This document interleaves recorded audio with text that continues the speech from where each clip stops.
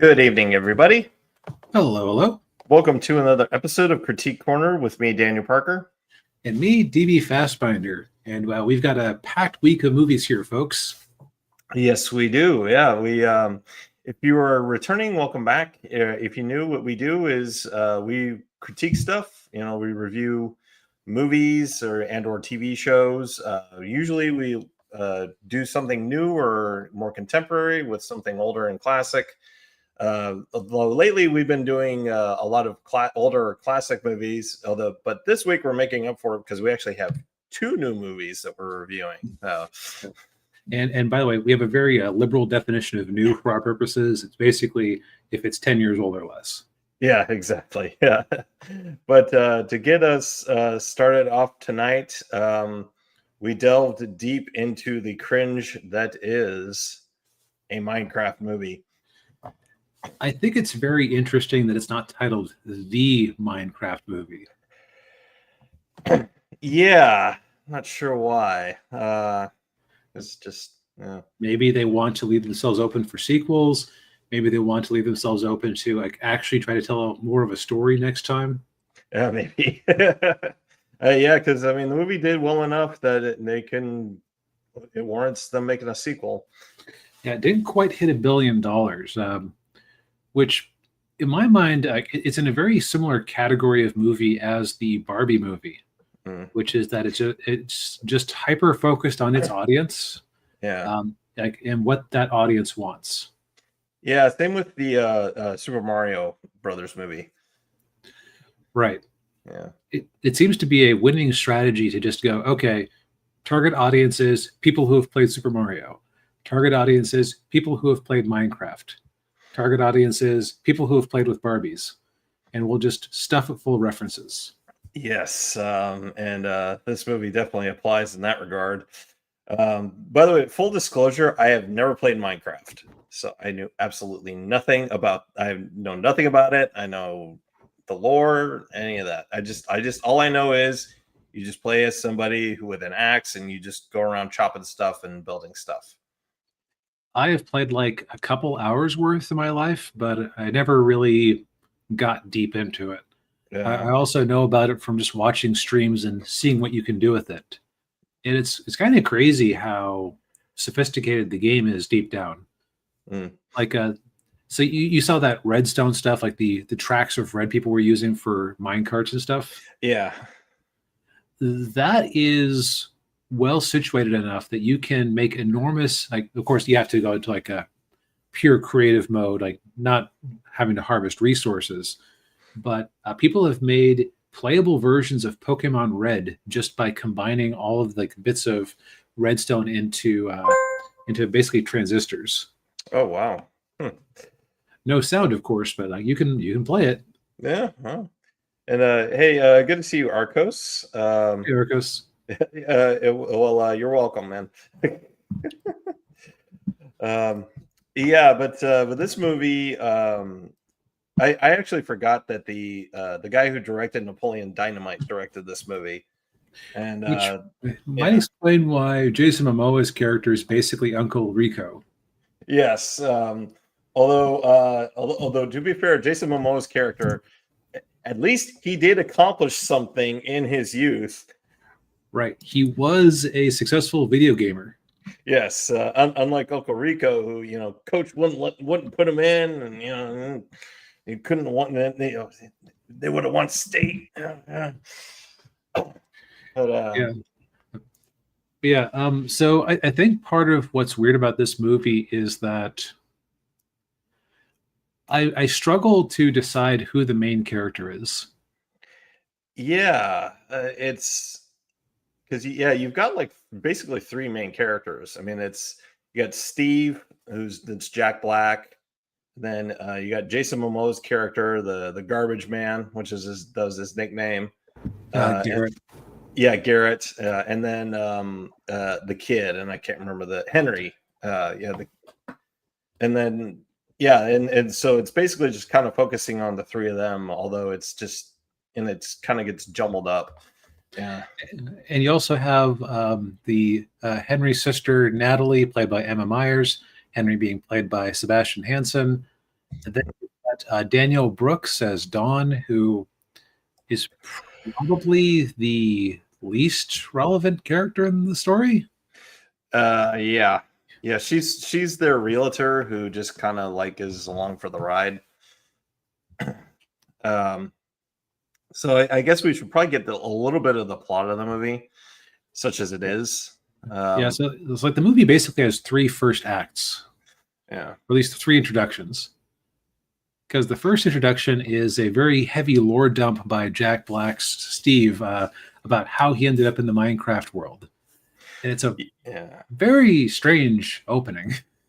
Yeah. Well, I mean, it's I would say a very Jared Hess-like opening, if you think about it. Yeah, like he was, as a small child, he yearned for the mines, but a scary old prospector-looking guy kept him out of the town's mine shaft. Yeah. And then as an adult, he came back, and the old prospector, who hadn't changed in 30 years, I couldn't help but notice. Yeah. Could no longer keep him away. Yeah. Well, it's a video game movie. Yeah. Right. And so he finds these 2 orbs. And one of the more amusing things I'll say is that they do commit to how the game world works. Yeah. So it's like there are these 2 orbs, but they're square shaped because everything out of Minecraft is made of squares. Yeah. Or cubes, excuse me, cubes. Yeah. Yeah. And so he ends up in the Minecraft world, and then he starts building and stuff. But then at night, that's when all the zombies come out, and then he gets scared, and so then he gets one of the wolves. He gives him a bone and domesticates him, and his name is Dennis, and that's the dog you see in the poster right there. Mm-hmm. And then then it just goes from there. But then he meets the underworld. He goes to the underworld and meets the Malgosia, who's the pig sorceress lady, and she wants the orb for herself so she can conquer the overworld with where Steve and all the other creatures, everybody live. But then he gives the orbs to Dennis and tells him, "Hey, go to my house, put it under my bed, and and then everything will be okay." And then we flash forward to I guess a few years, like shortly after, and that's where we meet Jason Momoa's character, who Introduction 2, yes, and he's he's an old world champion gamer, and he basically playing like a Streets of Fury type of game, and just a bit more homoerotic. Just a bit more, or not Streets of Fury, Streets of Rage. I can't remember. Streets of Rage, yeah. Streets of Rage, yeah. You think you're mixing up with Fatal Fury? Right. Yes, I was. Yes. And so he was the champion in 1989, and he still clings on to that past glory as he runs his retro video game store. But of course, he's flat broke, and so he's trying to do everything he can to get any kind of money at all. And he goes to a storage auction, and of course, he knows the guy at the storage auction, and that whole scene is just like pure Jared Hess humor, right? Like the guy who runs the storage shack is like way too into him. Yeah. It's like so what do you got in there? Well, there's some unisex blouses. We could go hang out together and wear unisex blouses. Yeah, and he's like, yeah, no, we're not doing that. Yeah, but the reason that he wants the storage shed is because there's a rare, never released Atari console supposedly in there, which I've heard some people say that there never actually were any production models of the Atari Cosmos that they referenced there. Like there was definitely never like anything in a box like they were showing there. Yeah. Probably ended up in the same landfill with all the ET cartridges. Yeah. So he buys the storage unit and for $900, and he writes him a check, and he's like, wait a few months to cash that. Wait, yeah, like 6 months. Wait 6 months, yeah. And of course, he goes in, and there's, of course, the game console isn't there, but instead he finds the orbs, which, of course, I'm guessing that storage unit is all of Steve's stuff. Yep, probably. That would make sense. Yeah. His house probably went into foreclosure, and then right, because he was in the Minecraft world for years on end. Yes, yeah. And then so then Introduction the third, and that's where we meet Henry and Natalie, and Dawn. And Dawn, yes. So Henry and Natalie move into. I am paying more attention to Dawn than the movie really did. Yeah. Yeah, so they move into they move to this little town in Idaho, which of course it's a Jared Hess movie, so it's got to be in Idaho. Right. And they move into this little house. Their mom recently passed away, and Natalie, I want to say Natalie's probably like what, 21, right? Pretty young, 22, very young, yeah. Yeah. Emma Myers, like I kept thinking that she's like. She would appeal to the same people as the actress who played Wednesday and who was the daughter in Beetlejuice 2. What's her name? They're the same actress. Well, that's what I'm saying. Like, okay. Jenna Ortega. Like Emma Myers seems like she's like would appeal to that same demographic of Gen Zers. Yeah. And then of course Henry is, I want to say, middle school, like 13, 14. That seems about right. Yeah. And so he's of course Henry is this, like, he's an artist. He likes to draw and he likes to build stuff. So that fits in with the whole Minecraft thing. And on his way to school, of course his sister makes him a tater tot like whatever pie thing. It was a pizza, yeah. Pizza, yeah. And of course, Jared Hess got to have those tots in there. It's like Napoleon Dynamite. And so he pops into Momoa's store, and they have a little back and forth. Of course, Momoa is trying to be like he's kind of trying to be like I don't know, like Andrew Tate or somebody like that, trying to be a motivational, I'm doing motivational classes, $50 an hour. Right, because again, trying to make money any way he can. Yeah, and then so he meets Momoa. They have a back and forth. He leaves the tater tot pie, and then he goes to school, and then he makes himself a jetpack. Makes a jetpack. But the jetpack malfunctions, and then it crashes into the mascot of the potato chip company where his sister is now working, running their social media page. So then, rather than, of course, there's also the vice principal of the school, played by Jennifer Coolidge, and she overshares a lot about her divorce. Oversharing seems to be a thing at that school, right? Because you also have the art teacher talking about how destitute he is. Yeah. And by the way, for those of you who don't, Jennifer Coolidge was most people remember her from American Pie. She is the reason we have the term MILF. But yeah, so then rather than Henry calling his sister Natalie about what he did, he calls Jason Momoa and says, "Hey, can you pretend to be my uncle?" And he's like, "No, I don't do that stuff anymore." He's like, "I'll give you $26. All right, I'm right there." Yep. All right, and so that kind of concludes our 3 introductions, because now we basically know what our 3 main characters, or the 3 candidates for main character, are all about. Yes, yeah. What I want to say before we get into it is the weird thing is that I feel like Steve's backstory delivered by Jack Black could have been a whole movie by itself without introducing these other characters. Yeah, it could have. Yeah, and it certainly would have been helpful, especially for people like somebody like me who never played Minecraft, or somebody like you who has a very limited knowledge of it. Be like, okay, get a better understanding of the lore of the universe.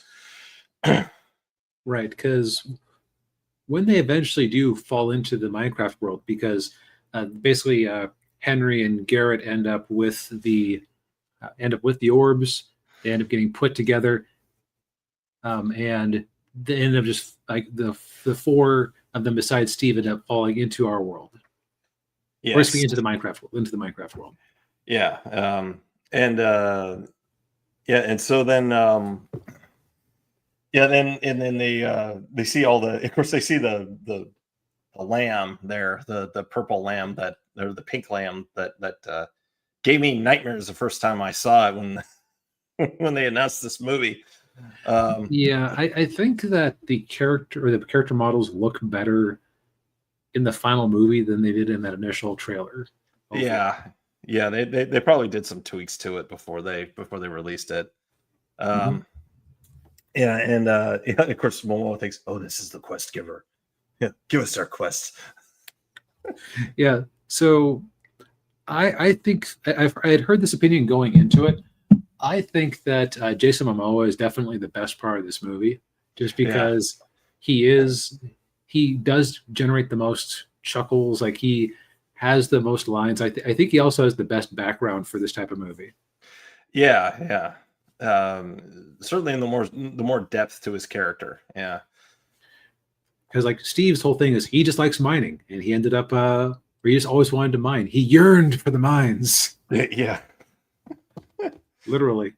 Yeah. And so the thing about Henry is that he is basically the special from the Lego movie, where like he gets in there and he instantly knows how to put everything together. Like he builds them their first house to protect them from the zombie attack. Yeah. And he could put all the pieces together and make things. Good to see you, Edwin. Yeah, Edwin. So then the zombie attack happens, and of course that's when Steve Steve manages to escape from oh god, I can't remember the pig sorcerer lady's name. Malgosha, yeah. And then he gets back to the overworld, and then because Malgosha tells Steve, oh yeah, I have your dog, even though she doesn't, she's just bluffing. Because she wants the orb, and so he meets up with our newbies, and then then they go on this whole quest because part of the orb gets broken, so that's what spurs them on to having to get this other piece of it, so to make it work. And there's this whole quest thing, and and that's when we learn all the Minecraft stuff, and Steve starts making references that only people who've played Minecraft would know. Yeah, they apparently go deep. I understand that the school is named after a deceased Minecraft YouTuber. Just as a nice little reference to him. Yeah, I don't have a problem with that. Nope. No, it's a neat tribute. Yeah. So I think we can kind of stop the plot summary at this point, because outside of like a basic adventure story, like I can't ascribe a full plot to this movie. Yeah, because it's basically just it turns into a video game plot, because it's a fetch quest. It's like fetch quest. Yep, a fetch quest with a series of action set pieces. Yeah. And what was I gonna say? Of course, Chicken Jockey. Right, you got Chicken Jockey. You got him singing the song for Dennis the Wolf. Yeah. I will say, okay, I know that a lot of people out there are really tired of Jack Black, and he can definitely be tiresome. I used to be a Tenacious D guy. Deep down, I still find him amusing when he just rattles off a song, and it feels less out of place here than, like, say, the Peaches song did in the Mario movie.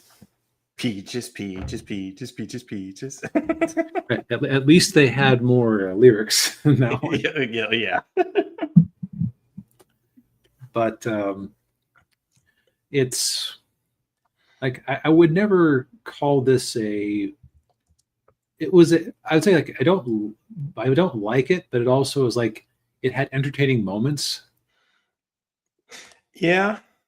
I would say, like, The beginning part of the movie before they go into the Minecraft world, I thought was probably the most interesting part of it. Yeah, And it then is so weird that they bother to like set up the school because like I'm gonna spitball here. If Jason Momoa's character was Steve, like if you just merged the two, like Steve and Garrett into one, yeah, I think that I think you would have a more complete character there. yeah, yeah, yeah, it would have fit a lot better. Yeah, yeah. Steve's almost there as like just exposition. Right. And you could even have it be like sort of a Tron plot where the uncle had vanished at some point, and Mm. like, or you could have Garrett as the uncle. Because like in my ideal version, I think that Jason Momoa would be the actor rather than Jack Black. Yeah, yeah, Although apparently part of the reason that they chose Jack Black is that he is actually um, like deeply tied with the Minecraft community because like I think he did uh, streams with his kids or his son. oh, I think I remember hearing about that. Yeah, It's like he was going to be in there somehow, yeah, but like and like yeah, just have it be a Tron plot or like more of like a Tron Legacy or Tron. What was the name of the? It yeah. was Tron Legacy. Legacy. Yeah, Okay, have a Tron Legacy plot where Henry is trying to find his missing uncle, or he stumbles across where his missing uncle went. yeah, yeah, yeah. That would definitely fit a little bit better. Yeah, As the movie is, I can't really recommend it if you don't have at least a working knowledge of Minecraft, which I think that's yeah, part of why this topped out short of $1 billion, where Barbie kept chugging along because basically everybody knows what a Barbie doll is. yeah, yeah. Um, and hey Ninja, good to see you. Well, we were feeling good about ourselves for a while, so we decided to feel bad about ourselves. Right. Occasionally, you just have to reduce your quality of life slightly. Yeah, It's like how medieval monks would wear a hair shirt under their under their clothes to like just make themselves less comfortable, yeah, yeah, mortify the flesh. It's similar. yeah. Well, the other reason it probably couldn't get to 1 billion was because a lot of people probably didn't want to get covered in popcorn. Yeah, this one definitely had some weird theater antics. Yeah, uh, yeah. The aforementioned chicken jockey. Right. I think they even started having sing-along showings where I was like, okay, this is the ones where you're allowed to act up. Yeah. uh, it just says yeah. He only watches. I only watch crap so that Changus watches something other than Horse Girls. From the sounds of it, I think he doesn't have very much of Uma Musume left to watch, so you might be spared soon. Yeah, yeah. But yeah, I really can't recommend this movie either unless you're just an absolute huge fan of Minecraft. Which, if you are, you've probably already seen this movie several times already. Right. It just doesn't offer a lot to the adult.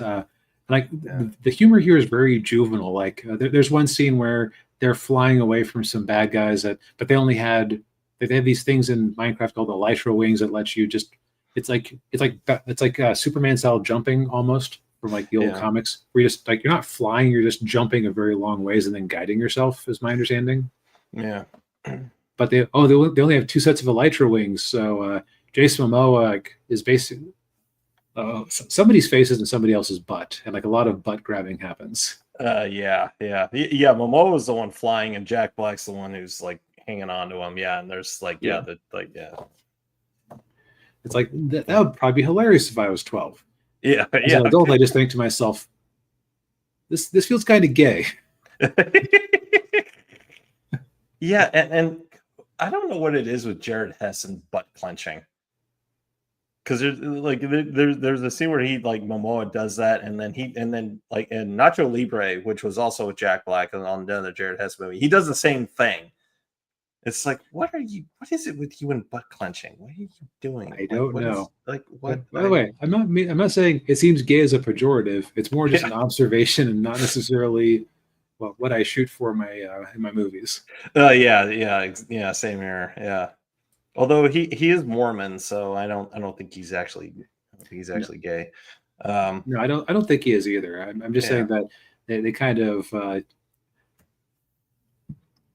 it kind of comes up as Yeah, it as a does. motif, is I guess what I'm saying. Yeah. Uh, Yeah. but like the special effects were way less awful than they initially looked from the start from the first couple of trailers. Yeah. I don't think this is harmful. It's kind of like cotton candy as movies go. Yeah. Yeah, I'd say that's true. Yeah, it's just it's a commercial movie. Yeah, it's Right. it's like we were saying, like Barbie, like Mario. It's basically a 2 hour movie for 2 hour commercial for Minecraft the game. Right.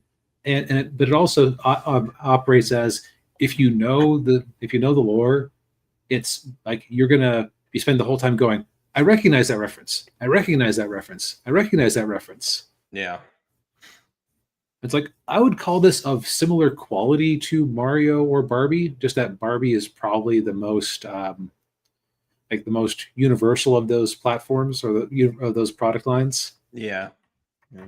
Although what I will say is that it avoids the Barbie problem of being political insofar as it. Okay, like just to recap my opinion on Barbie after watching it twice.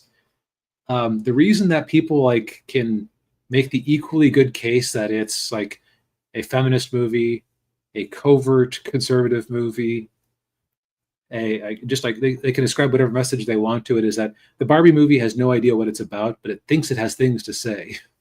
Yeah. The Minecraft movie suffers from no such delusions, so I would say that in some ways it's actually more successful in its objective of just being entertaining to people who love Minecraft already.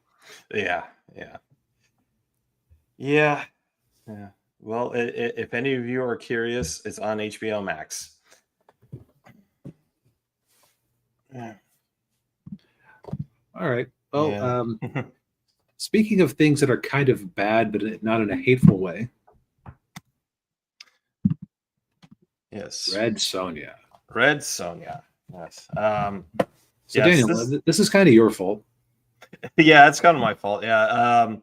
So I heard that it was last Friday. This movie dropped on digital. It had like a very limited theatrical release, and then they just dropped it digitally. From what I hear, they actually filmed this movie like in 2022, and it sat on the shelf for 3 years, which is that's always a good sign. Yeah, they had so much faith in it. It's like a fine wine. Movies just get better the longer they sit on the shelf. Right, exactly. Yeah. Yeah, but yeah, so after it dropped on digital, I kind of decided, well, I'll give it a shot, because like I'd been hearing some rumblings about it. If you watch Midnight's Edge, they've been talking about it there. Andre, the boss man there, he's really into the sword and sorcery, like Conan, like Red Sonja, and he was kind of it sounded like he was really looking forward to this movie. And so I thought, okay, well, I actually, it's so we both watched the digital version. DB was smart. He only rented it. And I actually bought it. It's $10 to rent it, $20 to buy it. Which, to be fair, if I wanted to watch it again, I would either have to buy it or spend another $10. Where you can inflict it on anybody you like at any time. Exactly. Yeah. And Arcos mentioned says at least the actress for saying looks like she trained for the part. Yeah, she did. I mean, yeah, she's in great shape. And Ninja says it was a shadow drop crap, I assume, much like the War of the Worlds. Well, not quite like that, but But yeah, so I decided to watch this movie, and then I kind of, like, and then Well, I DB basically decided to said, join "Well, me. I have some time this weekend, so it's a 3-day weekend, Yeah. and I hate money and pleasure, so let's do this." Yes, yeah. So DB joined me. Yeah. But yeah, this movie, yeah, there's a reason this movie sat on the shelf for 3 years. It's just, So if you're not in the know, Red Sonja has a weird history. There is a Robert E. Howard character named Red Sonja, but my understanding is that she lives in an entirely different time period and place. I want to say she was like yeah. in Poland/Ukraine in like the 17th century, fighting monsters or fighting evil. Yeah, I think that sounds about right. Yeah, and then her whole backstory and everything got retconned. So now she's in the Hyborian period with Conan. Um, It was an invention of Marvel Comics editor Roy Thomas, who was in charge of those books. Yeah. uh, I think he basically said, "Well, we have the license to the whole Robert E. Howard, or at least for parts of the Robert E. Howard estate for comic books. yeah, Rather than try to make a new setting that for like a accurate Red Sonja, let's just put her in a chainmail bikini and drop her in the same continuity as Conan, so the crossovers are easy." yeah. Well, it seemed to work. Yeah, because it ended up being a very popular series. Yeah, and so this, yeah, and so the character has been around for a very long time, and uh, there is one like very controversial aspect of her backstory that I think has gotten retconned, and Yeah, yeah, you had so one thing to know about this movie is that it is heavily based on a version of a character written by Gail Simone over at Dynamite Comics. which I didn't know until she posted about it. Um, and I actually have some of the trade paperbacks of Red Sonja, but I don't think she was the writer on those, thankfully. Oh, well, here's your litmus test. Did you Yeah. enjoy those comics? Yes, I did.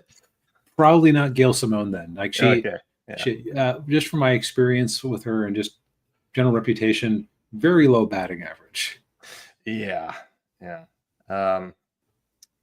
But But yeah, since but Gail's yeah, the one who gave us the phrase fridging, yeah, of Bridging, course the essay in Red Sonja's past that sparked her whole desire for revenge is not going to be part of the story anymore. So now she's kind of an eco warrior, actually.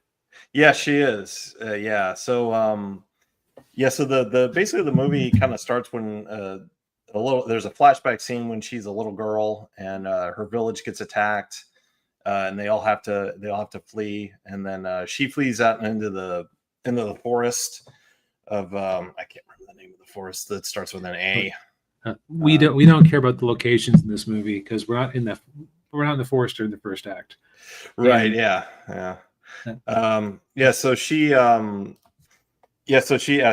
yeah, like you're saying, she's kind of riding around on her horse, her faithful horse, and protecting all these animals. And she happens upon these, like, I apologize for all the noise all of a sudden. The world suddenly wanted to send me email updates on things, and message me on X. So yeah. I'm trying to quiet my phone down. All right. All right, no worries.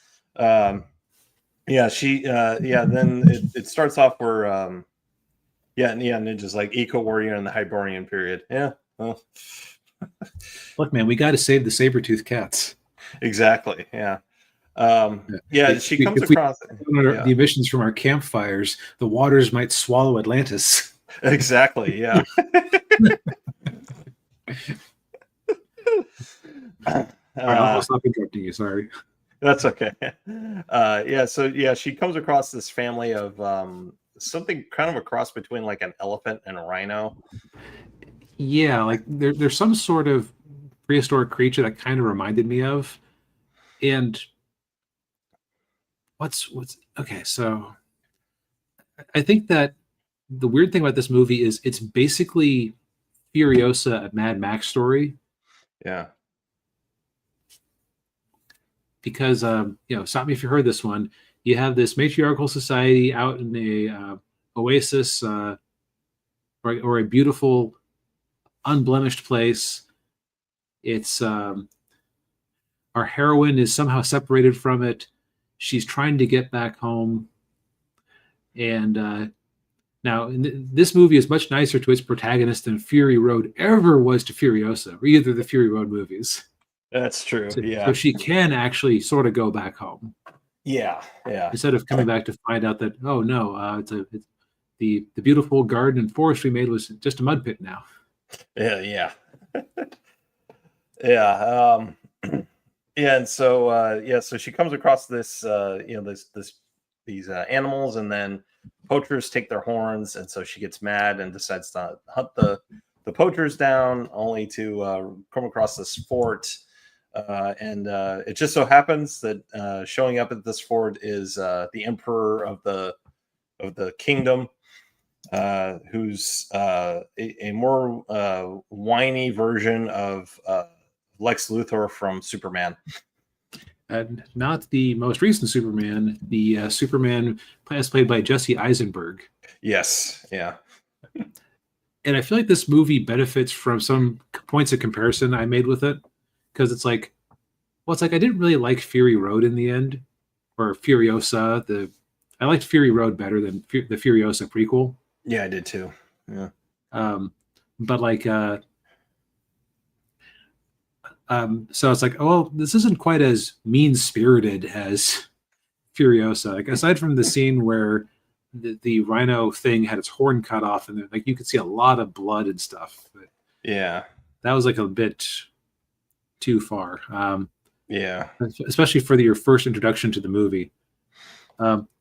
Also, as soon as I said, "Oh, this is basically Jesse Eisenberg's Lex Luthor," but without all the annoying Jesse Eisenberg isms, yeah, that also helped my enjoyment of the character. Yeah. And Arcos says, "What do you get when you cross an elephant with a rhino? Elefino." Elefino. Elefino. Oh, Elefino. Oh, I ruined the joke. I'm sorry. That's okay. We'll just throw you in the gladiator pits, as happened to Red Sonja. Yes. So I feel like this movie is also like, I'm sure if we looked at this at the credits, there would be more screenwriters than you would expect for a relatively minor movie like this. Oh yeah. But like the first half and second half feel very different, because the first half is like she gets like beaten up very badly, like a lot of gore in the rhino. Yeah. A lot of very painful scenes where she's been stabbed and tortured a bit. They try to pull at your heartstrings when she's dropped into the gladiator pits and is made to fight there, and her newly made friends end up dying. Yeah. Even though we've had like no time to get attached to them. Yeah.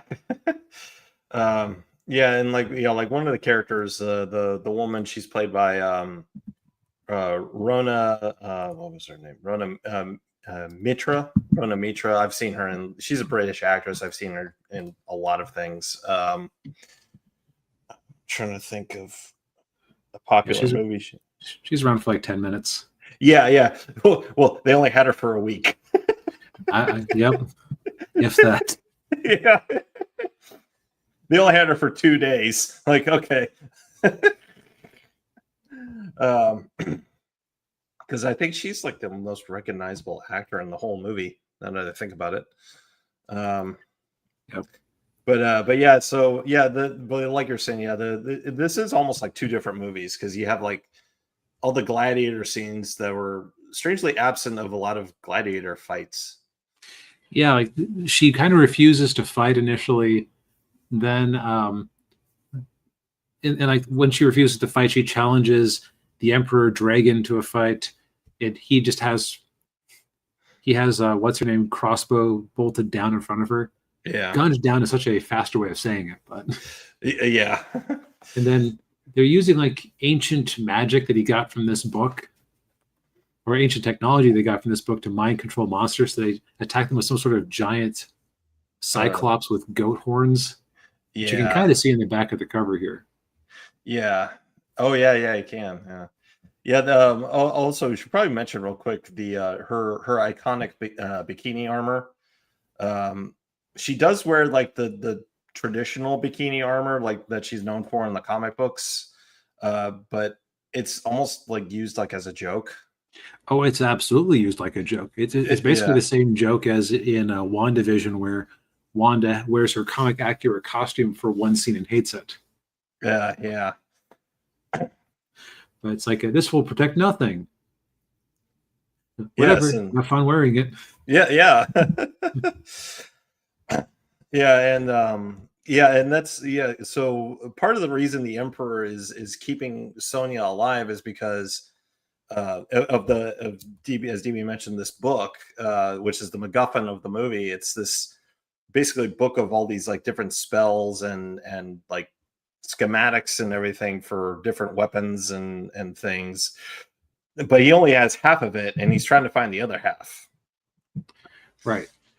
And like a lot of people criticized that. I feel like that's one where somebody on the set should have gone, just have him say, what if somebody finds the other half of the book and takes us over? You know, like, don't have it be like his mad quest for power. Just have it be like him being sensible.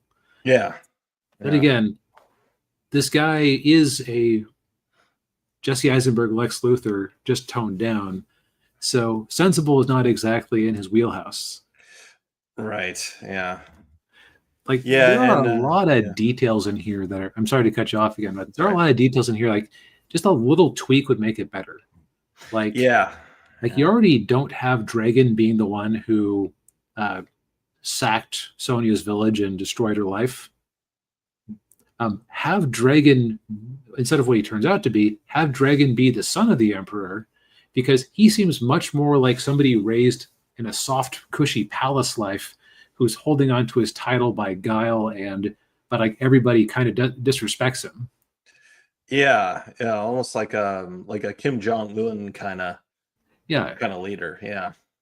right, exactly. Like he's not the type of guy who would found an empire like he did rising from slavery, as they say. Mm-hmm. He's much more like second generation leadership. It's like the whole Yeah. rags to riches back to rags in 3 generations. He's like on the downswing back to rags. Right. Yeah. We also haven't mentioned his main enforcer, Anicia, played by Wallace Day, who, Yeah. in my opinion, might have been a better Sonja than the Sonja we got. Although I did soften on Matilda Lutz's performance in the second half of the movie. Yeah, I did too. Yeah, like the first half of the movie, she kind of has like the same like, you know, sour expression on her face the whole time. Not resting bitch face, just angry bitch face.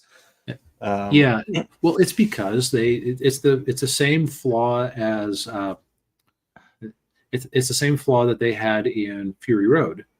I keep saying Fury Road because I keep thinking it's stupid to call it Furiosa when that's the name of the character, but Yeah. the Furiosa prequel.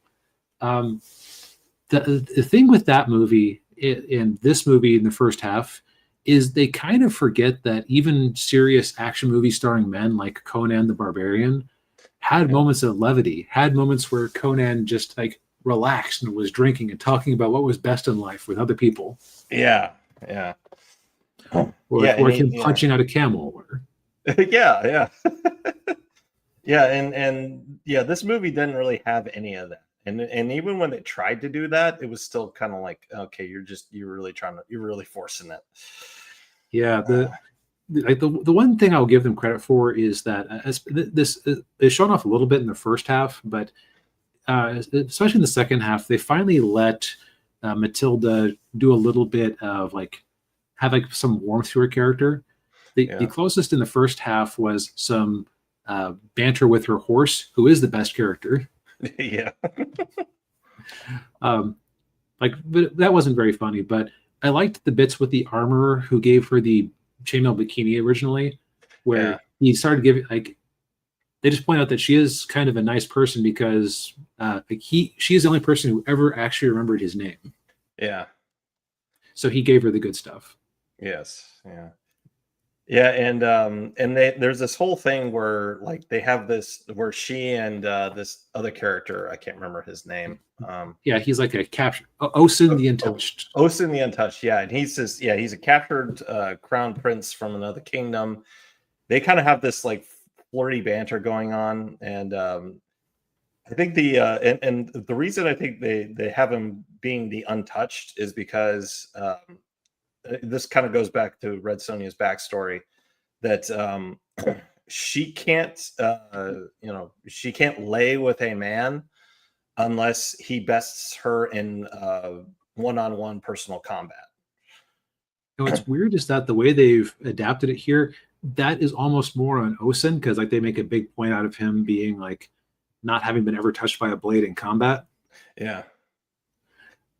I think it's that Gail Simoneism, I'm guessing. Yeah, probably. Yeah. Like, because the original thing, it was tied up to her in Sonja's essay. She did ask her goddess or god for help getting revenge, and she was given power and sword skills, but that was like the terms was that she couldn't lay with any man who couldn't beat her in fair combat. Right. Yeah. Yeah. Yeah. But yeah, again, like, we can't risk fridging her, so he right, had exactly. to. Yeah. You had to have her be in the position of power. So Yeah, exactly. Yeah, and then but yeah, as soon as the gladiator stuff is over with, then it kind of turns into like open, like kind of like warfare battle type stuff. It turns into an episode of Xena the Warrior Princess, basically. But yeah. Yeah, and and I would say it does get better from there. Right. I wouldn't call it good, but better. Better. Yeah. Yeah. And of course, they have a bunch of battles, and then Sonja gets like very badly wounded, like fatally wounded. But her horse shows up and takes her to the lake with the goddess, and then she's reborn. Yep. And then all of the fun of the character's design goes away, because what you're seeing on the cover is basically what she was wearing the whole time, which isn't the chainmail bikini, but it also isn't exactly like chaste and flat and unflattering. Right. But then they do kind of the Celtic warrior woman thing or Germanic warrior woman thing that I remember seeing from covers from that era, that if it wasn't Gail Simone directly writing it, it was like in that general wheelhouse. Yeah. From the quote unquote woke comics era, where she was a bit more covered up, not entirely covered up, but more covered up. And she had this black bar of war paint that just was like, you're trying too hard to be like realistic, and you're kind of ignoring the fun of the chainmail bedecked babe with a sword. Yeah. Yeah. The desire for realistic costuming and proportions in comic books has been one of that's why you lost a generation of manga right there. Yes, exactly. Yeah. Okay. Yeah. Because it's like a character who would be, because let me see if I can find a good example of that. Yeah. Just to throw on screen here real quick. Yeah, people seem to forget that most of the readership of comic books are men. One of the things that men really like are really hot, sexy women, especially ones who can like kick ass. Yes, they can kick ass, and maybe not wearing that much clothing. Let's see if I can find. Yeah, I actually don't I actually like this. This outfit she's wearing here in the poster. It's like a good compromise. Yeah, it is. Yeah. Okay, so I find it very telling that I can't actually find a comic book cover with that, with the more I could grab realistic version. Let me real quick. Let me go grab my trade paperback of it. It'll take like 2 seconds. Okay, yeah, let's see if we can get one with that black paint bar on it. But like the dominant version on all the covers I'm finding from all the different publishers over time is the chainmail bikini. So clearly whatever attempts they made to serious up the character didn't work, because oh my god. So this is the cover that they used for the Hatchet release of this particular Red Sonja story. Notice how they just has like, it kind of evokes the character, but you can't see her. Meanwhile, here are all the other, like basically here are all the other covers. It's like, Yeah. which one is more appealing to the character's built-in fan base? Yeah. I can't imagine. Yeah, here's here, I'll make myself let me go full screen with me. If I know how to, if I can remember how to do this here. Okay, here we go. Yeah, so this is from the trade paperback right here. Yeah, like that. That's just the thing is, Red Sonja is not a deep character in her own way. She is just a hack and slash barbarian adventurer, and the attempts to make her more realistic kind of miss the point of the character. Exactly. Yeah. Well.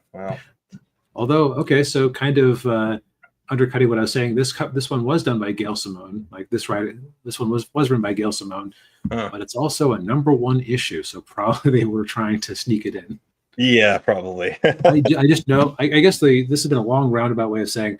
I remember like the more serious version, or the more down to earth version of the character. I have seen that on comic book covers before.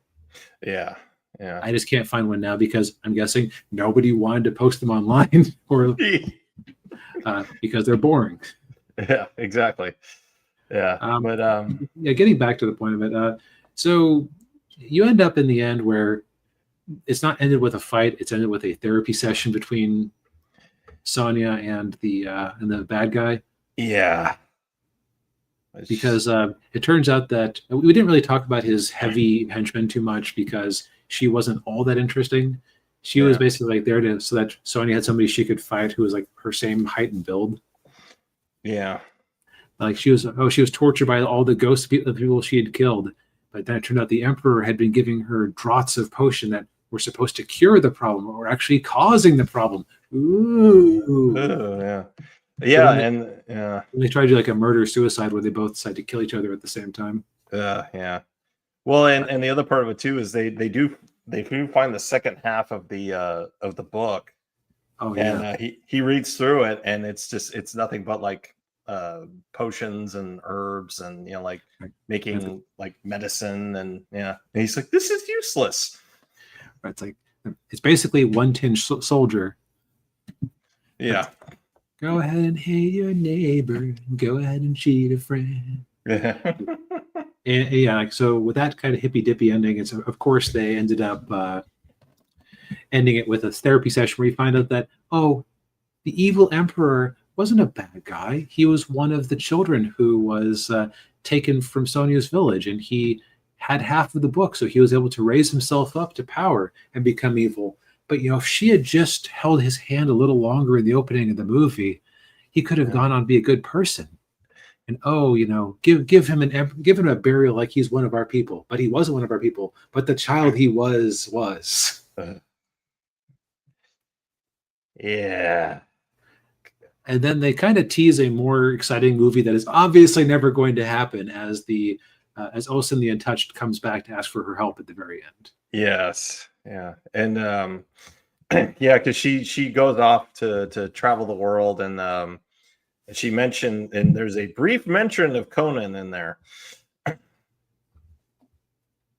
Very, very brief, but yeah, we're not going to get I don't think we're ever going to get a sequel.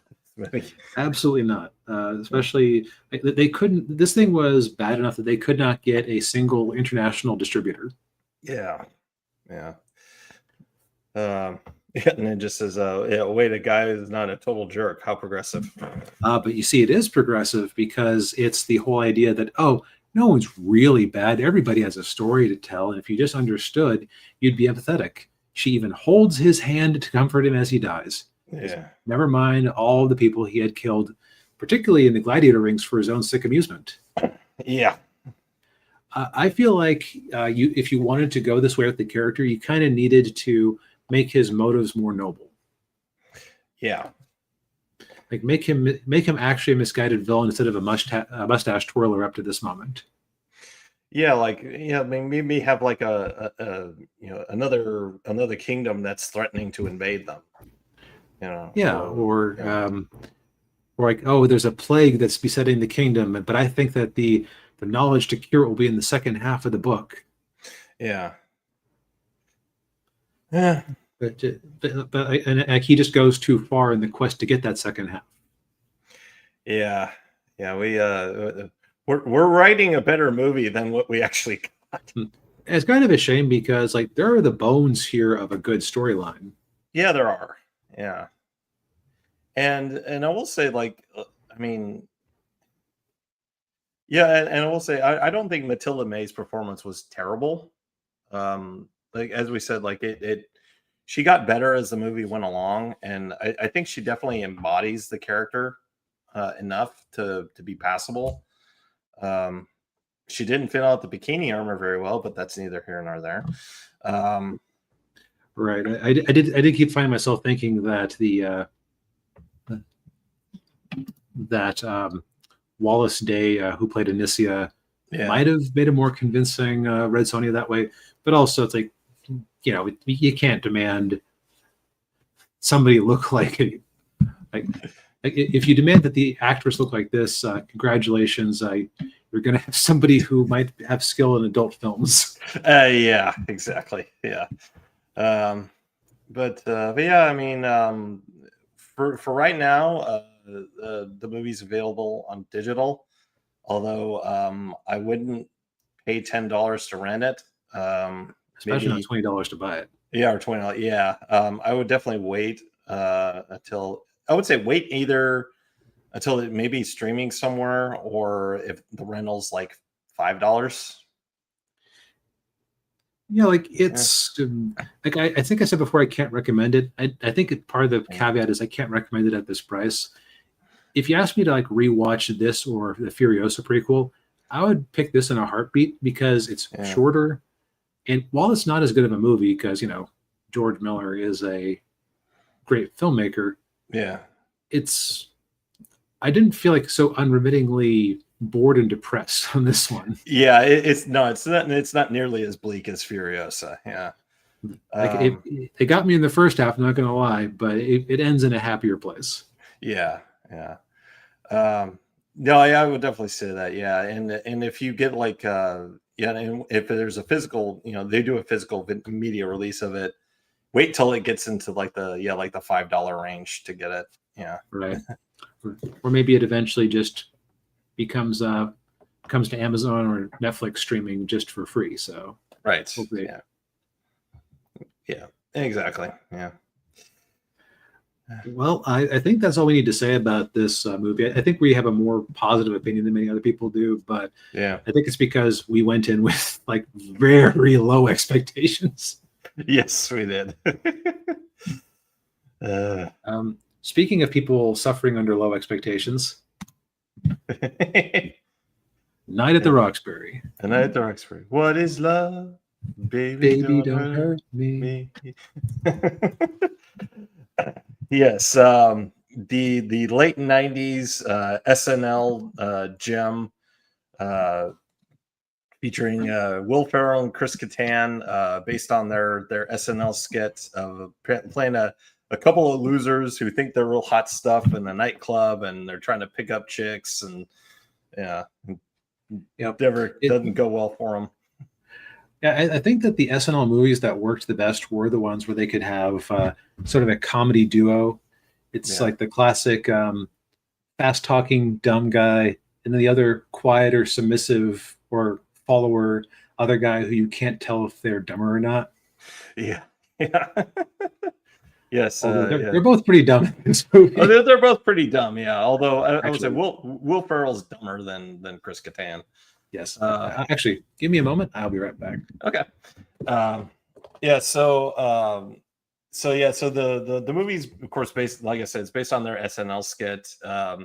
Their famous one is the one with Jim Carrey that they did.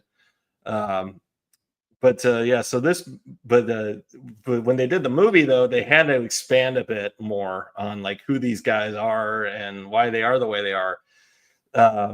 So you've got so you got Chris Kattan playing Doug Butabi, and then Will Ferrell playing his brother Steve, and they are basically kind of like these poser guys who they like going to nightclubs and they think they're just real hot stuff, but reality, everyone, women think they're obnoxious and ugly, and guys think they're losers. And of course the SNL bits, they really don't talk very much. It's just kind of it's just kind of like, what, you me him oh, okay. And this, you actually have them like having conversations with each other, like the first time you actually hear him really saying anything was when like they're doing the head bobbing in the car, and then Chris Kattan breaks the window and he's like, I broke the window again. He's like, oh, Dad's gonna be pissed at you. Yeah, were they even established to be brothers in the SNL sketch? I don't think so. No, I think they weren't really anybody. They were just kind of like just a couple of loser, poser guys, and trying to act all cool in nightclubs. Right. They're like the two guys who it is to their advantage that the nightclub concert music drowns out what they actually have to say. Yeah. Yeah. Yeah, and then we find out that of course they go to the Roxbury, and of course, for those of you who don't know, the Roxbury was actually a real nightclub in LA, like one of the hot places to go. I don't even know if it's still around or not, or if it's as popular as it used to be. But yeah, so they try to get in, and Michael Clark Duncan plays the bouncer. So it seems appropriate for him. And I want to say this movie came out before Armageddon, so nobody really knew who he was at the time. But then they can't get into the Roxbury. They're waiting in line, and they're telling the story about when they saw Emilio Estevez. The Mighty Duck Man, I swear to God. Right, like, so I think Daniel liked this movie more than I did. I think part of it was just I didn't necessarily vibe with these characters, because, but that's because they were exactly who they were playing. Like they're a couple of obnoxious dolts who, like, definitely Chris Kattan's character was the less sympathetic one. Yeah. Yeah, mind you, there were some funny moments there. Or actually, there were plenty of funny moments there. Just like if I compare this to Wayne's World, which is like the most immediate comparison that kept coming to mind.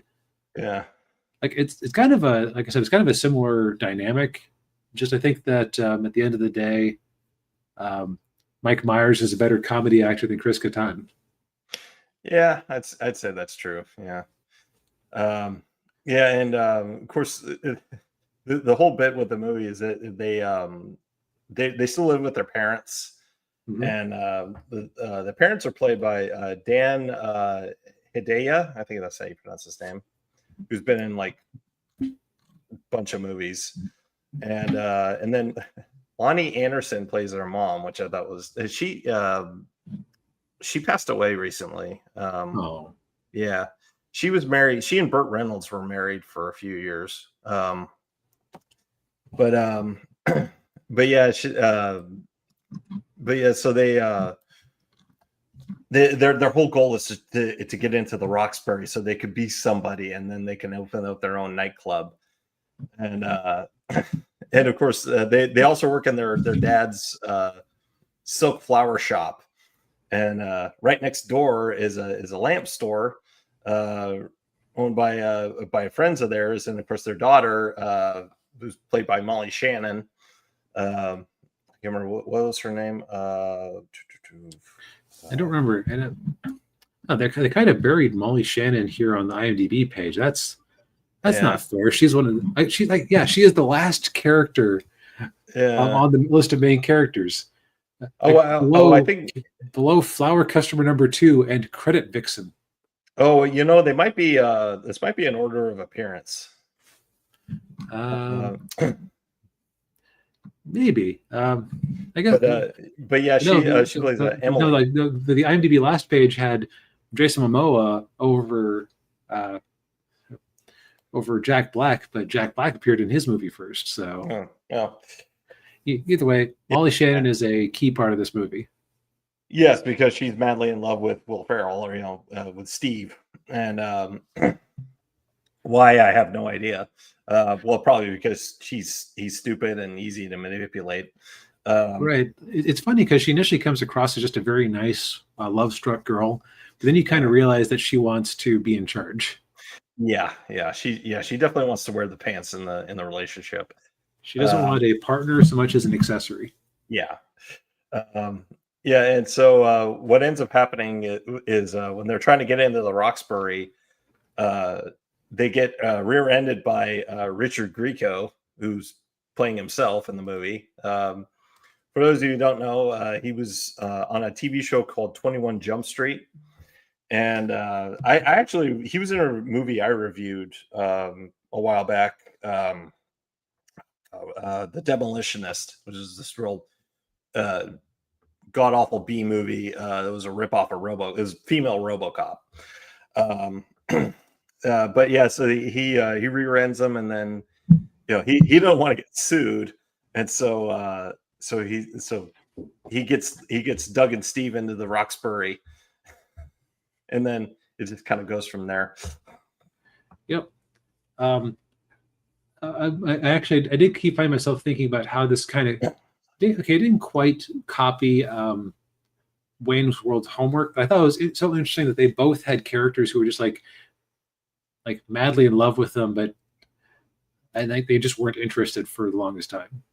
Yeah, yeah. Yeah, and you also have this other kind of subplot with Doug, with Chris Kattan, where like he always has to call in this credit card payment processor to talk to this one woman, the credit vixen, to just mercilessly flirt with her. He has to come up with always has to come up with some excuse to call her. And I noticed that they had her being into it. Yeah, to an extent, which actually, to my mind, did a lot to humanize his character. So yeah, that was a good inclusion. yeah, yeah. I will say, as you might expect, this movie is very dated. Right, like they at one point they tried to make them use a cell phone as like the huge like brick-sized one. Yeah, the brick from the 80s. Yeah, and of course, they can't use their cool 90s flip phones. Yeah. Oh, yeah. What else I thought was funny is that given how I'd say that as Will Ferrell went through his career, they stopped trying to make him the nice guy, possibly because he's kind of like he kind of comes across to me like Chevy Chase, where you wonder how nice he actually is to deal with on a daily basis. Yeah, I think I've heard stories about him. Kind of. I haven't, but just based on like his later movies, like the characters he keeps making for himself, it's like like you're delivering these lines like a jerk is coming a little too easy to you. Yeah, like Ricky Bobby. Yeah. or or even that Icelandic guy. Oh yeah, that the music festival movie we watched. Yeah. But here he's much more like Buddy the Elf, where they are actually having him be nice. Yeah, because it's a classic mice and men duality here. Yeah. Oh yeah. Oh yeah. I never noticed that before. Yeah, you're right. But yeah, I mean, this is a movie. This is one of those movies I grew up with. When I remember when it came out, I didn't get to see it in the theater, but I mean, I rented it when it came out on VHS and watched it on TV. And of course, like me and like all my friends at school, like we were always quoting it and referencing it, and we did. Every time What Is Love would come on, we'd start doing the head bobbing. That's one of those iconic things that you just had to be there for. Yeah. And I think that like so I must have seen the back half of this movie on TV at some point because it was like completely unfamiliar, brand new, brand new, brand new. Then it just got eerily familiar after a certain point. Yeah. Yeah, like the wedding scene and the Yeah. And like Chris Kattan stepping out of the guest house at a key moment, like that just struck me as, wait a minute, I've seen that before. Yeah. Yeah. So it's like I said, like I would put this in. This is probably better than MacGruber. Oh yeah. Yeah. Yeah, this is better than MacGruber. Um, not as good as Wayne's World. From what little I've forced myself to watch of It's Pat, I just happened to catch them on TV. Way better than It's Pat. Oh yeah. Well, to be fair, the It's Pat is like way down here. You know, it's like the bar is really low. Yeah. So like this is probably like a midline SNL comedy movie. Like, yeah. So I would say like if you decide to give those a watch, I would say like watch Wayne's World or Blues Brothers before you give this one a go. Yeah, I'd say that's true. Yeah, I definitely I would put it. Yeah, I would put it below. Like for me, it'd be like Wayne's World, Blues Brothers, and then this one. Mm-hmm. Although I haven't seen Coneheads. I saw it years ago. I remember enjoying it, but I was also 13 and generally thought everything was funny. So yeah. Maybe we have to give it another go. Yeah. But yeah, this movie is on Netflix. Is it still on Netflix? I remember there was one we were watching that might have been leaving soon. Oh, this might have left. Let's take a look, just to see if we're misleading the people. Yeah, it could also be on Paramount Plus. If it's not on Netflix. Let's find out. It might have left at the end of August. Night of the Roxbury.